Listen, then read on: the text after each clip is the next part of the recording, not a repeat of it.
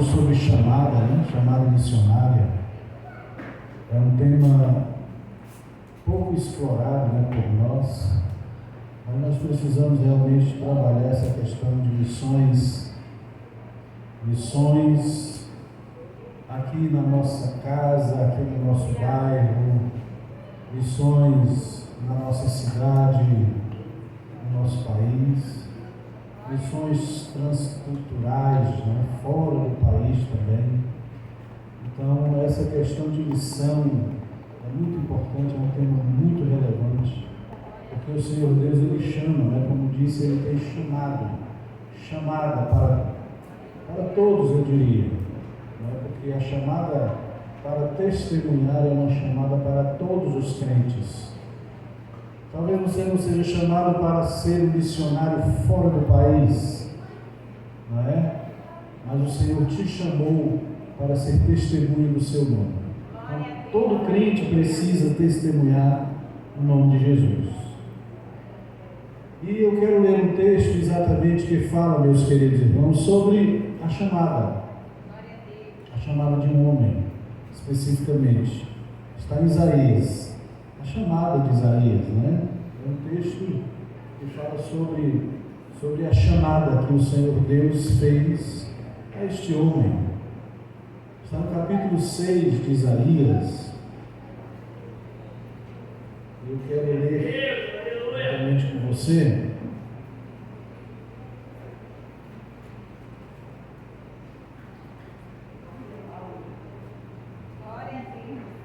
Diz assim: no ano que morreu o rei Uzias, eu vi ao Senhor assentado sobre o alto sublime trono, e o seu séquito enchia o templo. Os serafins estavam acima dele, cada um tinha 6 asas, com 2 cobriam o rosto, com 2 cobriam os pés, e com 2 voavam. E clamavam uns para os outros, dizendo: Santo, Santo, Santo é o Senhor dos exércitos, toda a terra está cheia da sua glória. E os umbrais das portas se moveram com a voz do que clamava, e a casa se encheu de fumaça. Então disse eu: ai de mim, que vou perecendo, porque eu sou um homem de lábios impuros e habito no meio de um povo de impuros lábios, e os meus olhos viram o Senhor. Mas um dos serafins voou para mim, trazendo na mão uma brasa viva que tirara do altar com uma tenaz. Com ela tocou a minha boca e disse: eis que isso tocou os teus lábios, e a tua iniquidade foi tirada e purificado o teu pecado. Depois disso ouvi a voz do Senhor que dizia: a quem enviarei, quem há de ir por nós? Então disse eu: eis-me aqui, envia-me a mim. Verso 8: depois disso ouvi a voz do Senhor que dizia: a quem enviarei e quem há de ir por nós? Então disse eu: eis-me aqui, envia-me a mim.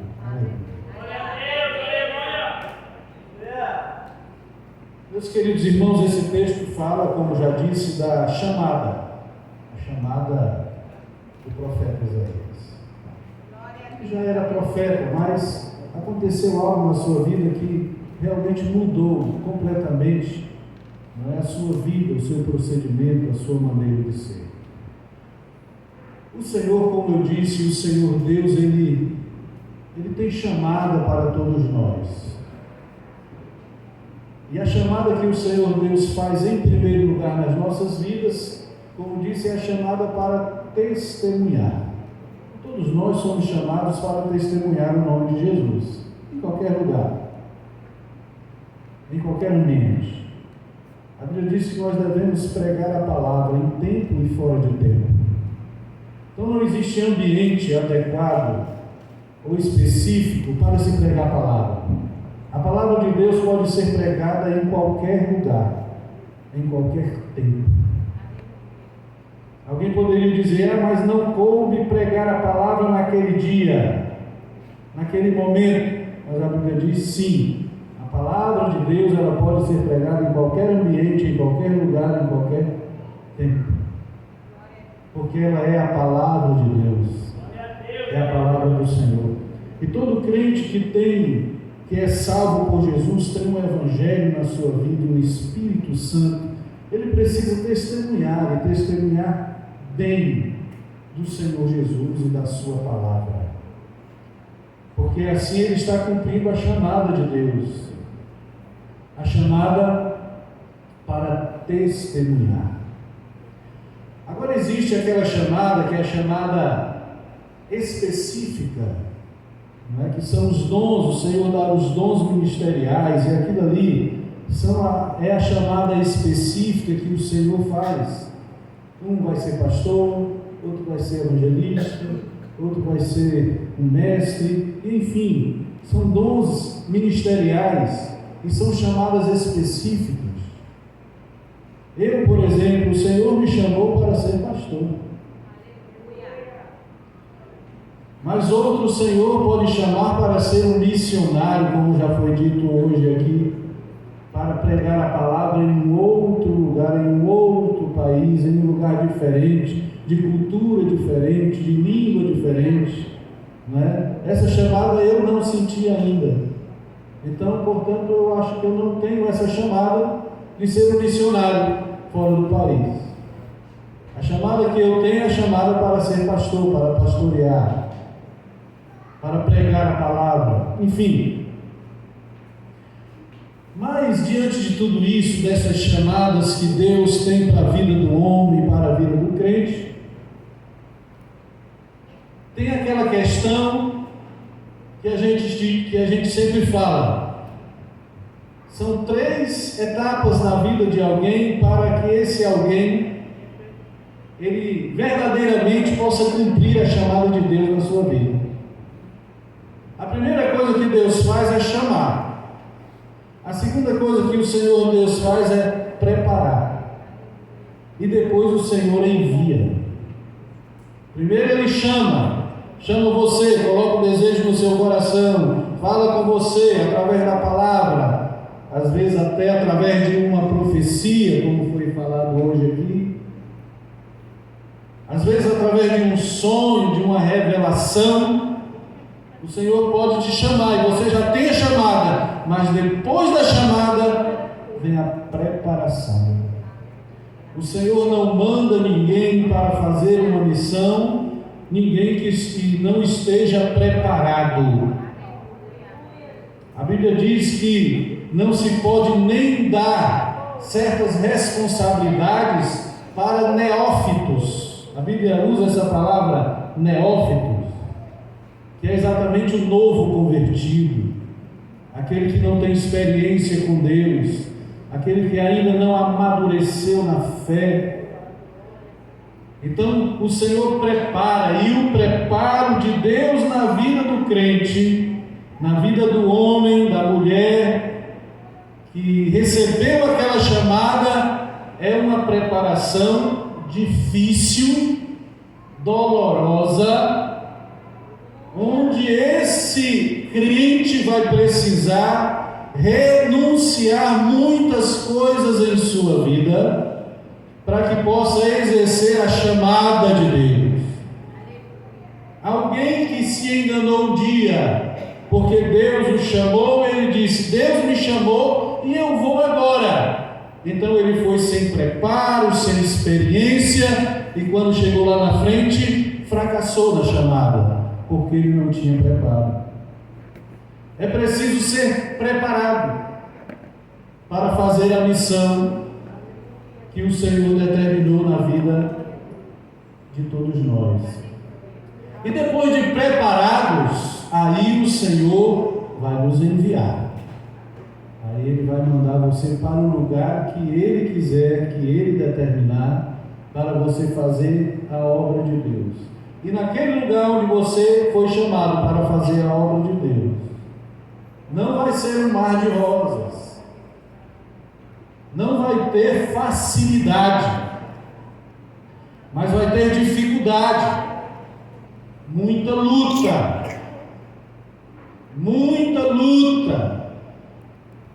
e é exatamente por isso que o Senhor, antes de enviar, Ele prepara, para que aonde você for enfrentar as lutas que enfrentar, você não vai recuar, não vai negar o nome de Jesus, e não vai fracassar na chamada que Deus fez para a tua vida.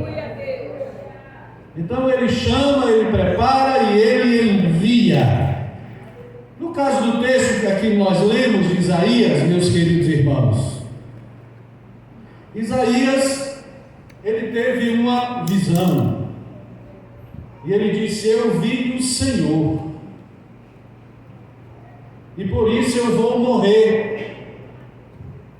Quando Isaías se depara com a presença de Deus, com a glória de Deus, e os seres celestiais diziam: santo, santo, santo é o Senhor, toda a terra está cheia da sua glória, e ele contemplou a glória do Senhor, ele disse: eu vou morrer, porque eu sou um homem pecador. E aí ele disse o pecado, qual era o pecado dele, e eu quero falar um pouquinho sobre esse pecado que Isaías tinha.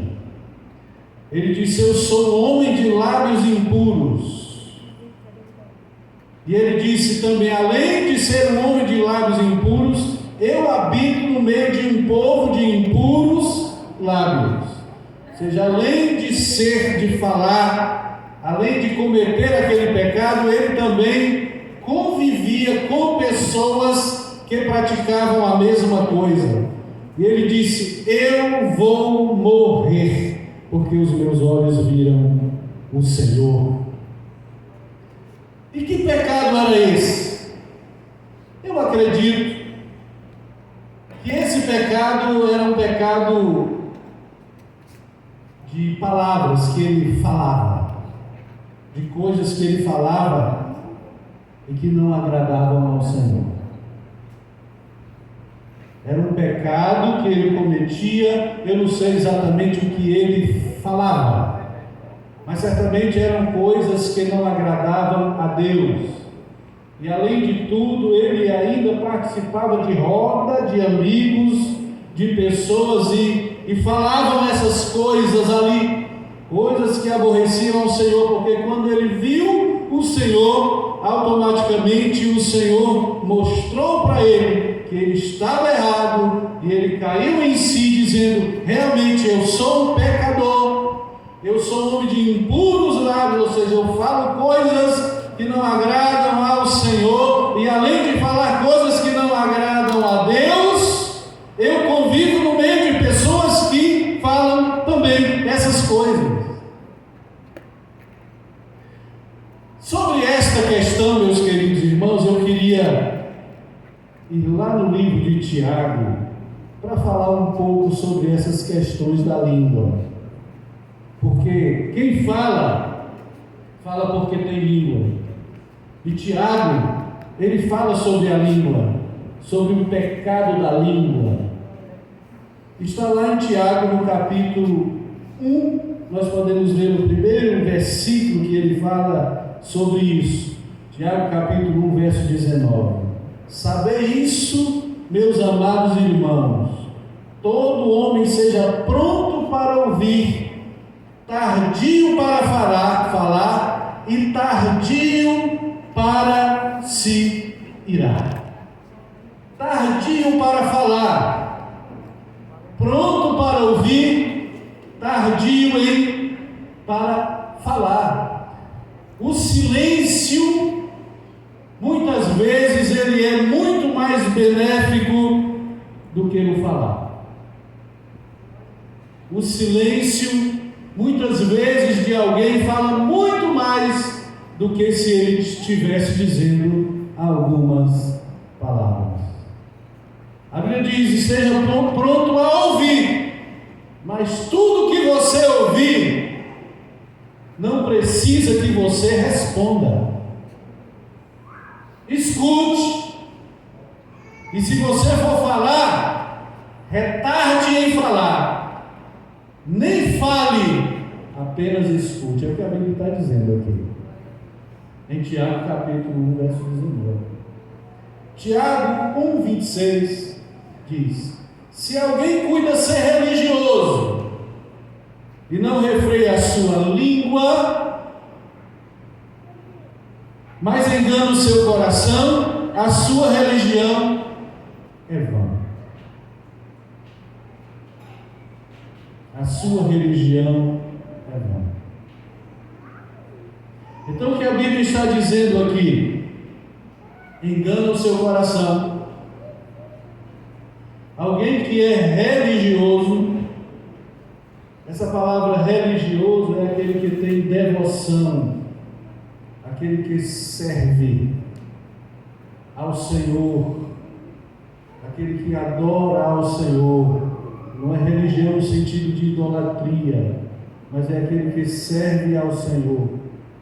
Então alguém que é religioso, em outras palavras, alguém que ora, alguém que louva, alguém que prega a palavra, ele é religioso, ele vai aos cultos, ele não perde um culto sequer, mas a sua língua é solta. Ele não refreia a sua língua, ele não freia a sua língua. Então o que ele faz não tem valor nenhum, porque a sua língua é solta. É até interessante a gente falar sobre língua solta, meus queridos irmãos. Em Provérbios 18, 21, eu estou lendo alguns textos para você, bíblicos, que falam sobre essa questão, para que a gente tome muito cuidado quando falar. Cuidado com as suas palavras. E eu olho para mim, cuidado com as suas palavras, pastor. Cuidado com o que você fala. Eu sei que esse é um assunto que nós deveríamos falar no culto de doutrina, de repente. Mas é a palavra de Deus.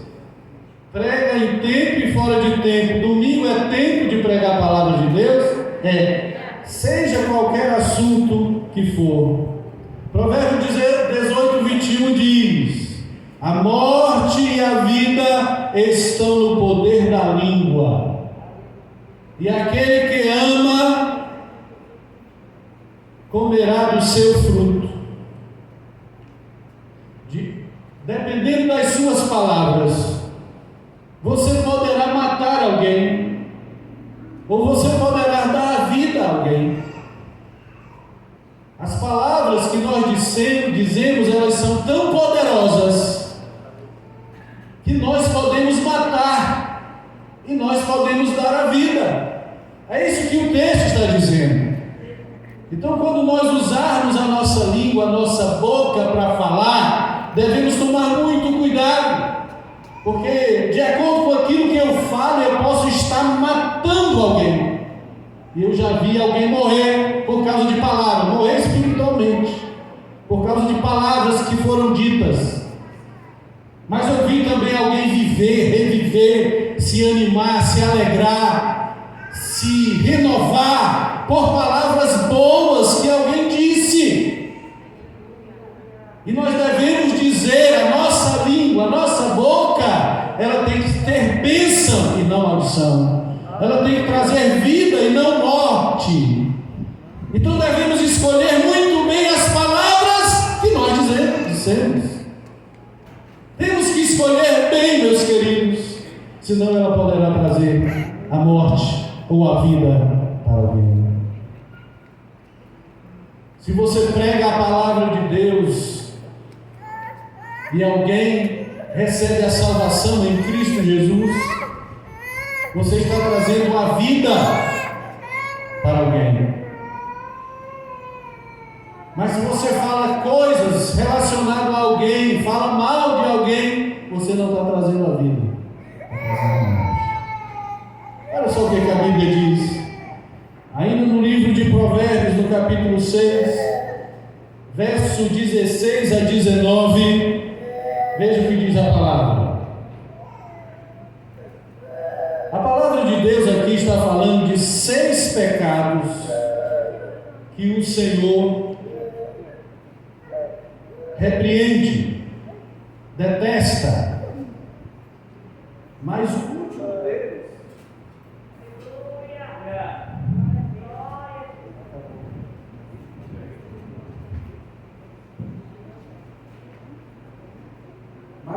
o 7º pecado que Provérbios está dizendo aqui é um pecado que o Senhor abomina. De todos eles, o Senhor abomina. Veja bem, Provérbios capítulo 6, verso 16 a 19. Está mais com cara de estudo do que uma mensagem, né? Mas é a palavra, ela alimenta a alma, ela nos corrige. Há 6 coisas, diz o texto, que o Senhor detesta. Sim, há 7 que Ele abomina. Vamos ver? Olhos altivos, alguém que é soberbo, alguém que é orgulhoso, alguém que se acha o tal, o maioral. O Senhor, Ele detesta esse tipo de coisa, pessoas orgulhosas, altivas. Segundo, língua mentirosa. Olha o pecado da língua aparecendo aqui.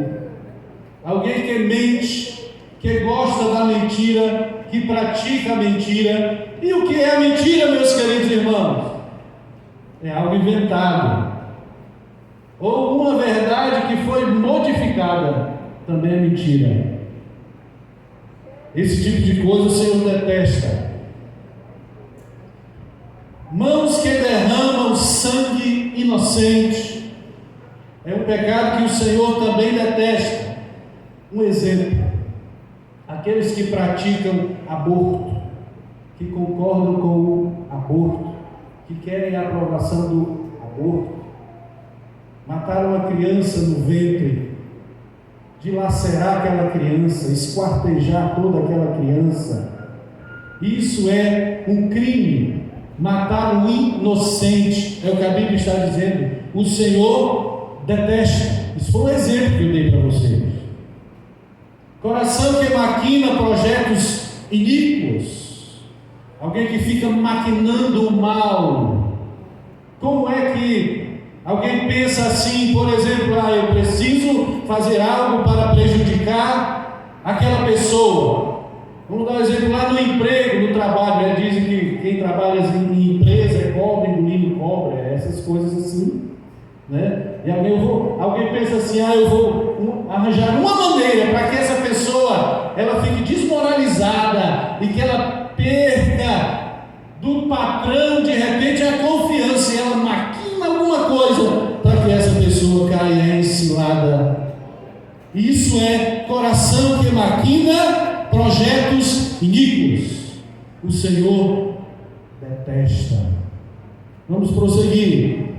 Pés que se apressam a correr para fazer o mal. Se você chamar a pessoa para fazer o bem, ela vai ficar com dificuldades e poderá até rejeitar. Mas aí essa pessoa, se você vamos fazer o mal, vamos prejudicar alguém, ela já diz, estou pronto para ir e estou animado para fazer isso. Olha só, pés que se apressam a correr para o mal. E aí o 6º é testemunha falsa que prefere mentiras, ou profere mentiras. Testemunha falsa que profere mentiras. O Senhor detesta esse tipo de gente. E aí vem a última coisa que o Senhor abomina. O Senhor detesta todos esses 6 pecados, mas esse último o Senhor abomina. O sentimento de Deus relacionado a isso é pior. Olha só, é o que semeia contenda entre irmãos. É considerado um pecado maior até do que o próprio homicídio, do que matar alguém.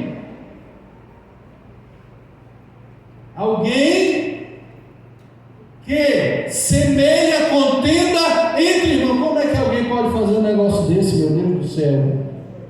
Semear contendas entre irmãos, dividir um irmão ou outro. É só se eu quiser, Labareda e Roger, eu posso criar uma contenda entre vocês dois. É só eu falar para você que ele está falando mal de você. É só dizer isso. Roger, cuidado. E ele falou isso, isso, isso de ti. O Roger já vai ficar meio de lado com o Lavareda. E não vai querer papo com ele. Eu já criei uma confusão. Deus está dizendo que o Senhor abomina esse tipo de coisa. Sabe como é o nome disso? No popular, bem dito: fofoca.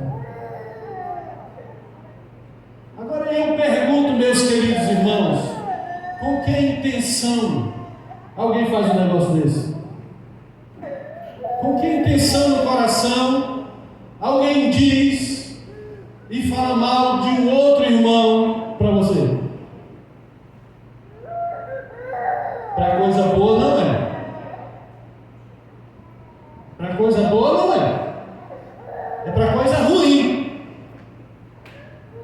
Você quer acabar com isso?